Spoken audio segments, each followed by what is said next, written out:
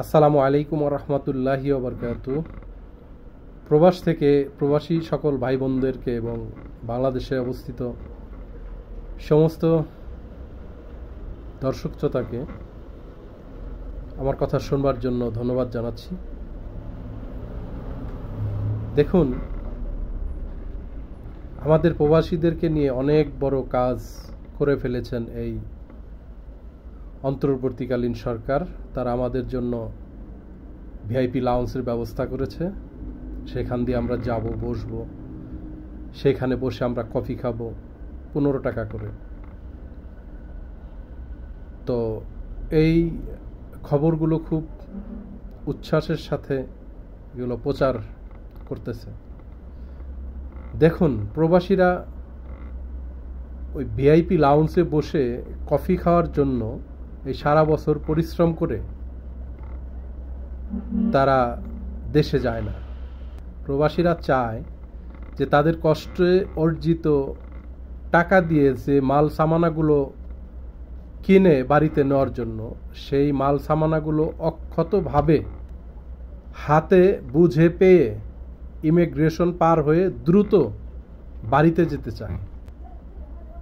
প্রবাসীরা এয়ারপোর্টের কফি খাওয়ার জন্য অপেক্ষা করে না। তারা যত দ্রুত বাড়িতে যেতে পারবে, বাড়ি যাওয়ার পরে মায়ের হাতে কিংবা স্ত্রী সন্তানদের হাতে তারা এক গ্লাস পানি খাবে, এটাই প্রবাসীদের অনেক বড় আনন্দের ব্যাপার, অনেক বড় পাওয়া।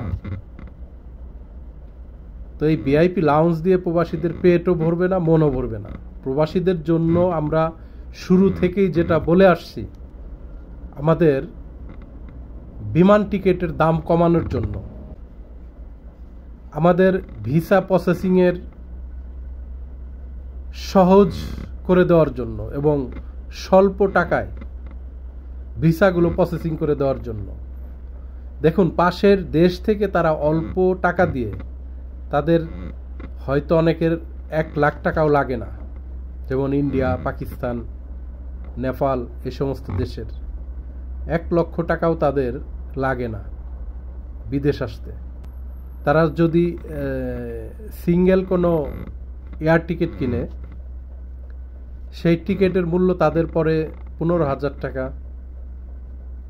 আপ ডাউন টিকিট কিনলে তাদের পরে 20, 25, 30,000 টাকা, এর মধ্যে তাদের টিকিট হয়ে যায়। আর আমাদের কিনতে হয় 60,000 টাকা, 70,000 টাকা, 80,000 টাকা। আপনারা এই সমস্ত বিষয় নিয়ে কাজ করুন।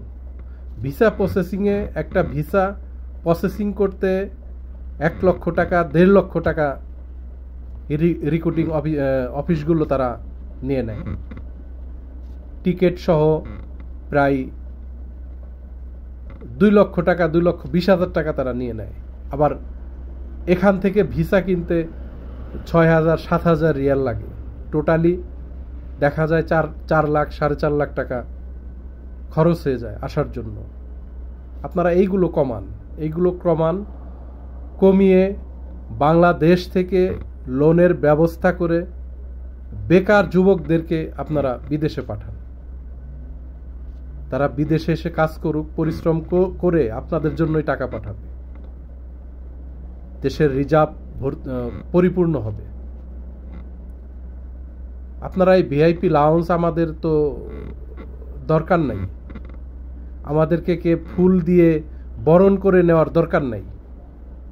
আমাদের মালগুলো যেন আমরা হেফাজতে নিতে পারি, আমরা যেন বুঝে পাই, ওখান থেকে যেন চুরি না হয়, এইগুলো আমরা পেলে আমরা খুশি। আমাদের কফি খাওয়ার কোনো দরকার নেই। প্রবাসী কল্যাণ ব্যাংক থেকে লোন করতে গেলে ঘুষ দিতে হয়, পাসপোর্ট করতে গেলে ঘুষ দিতে হয়। আপনারা এইগুলো বন্ধ করেন। একটা পাসপোর্ট সহজ করেন, 1 সপ্তাহ কিংবা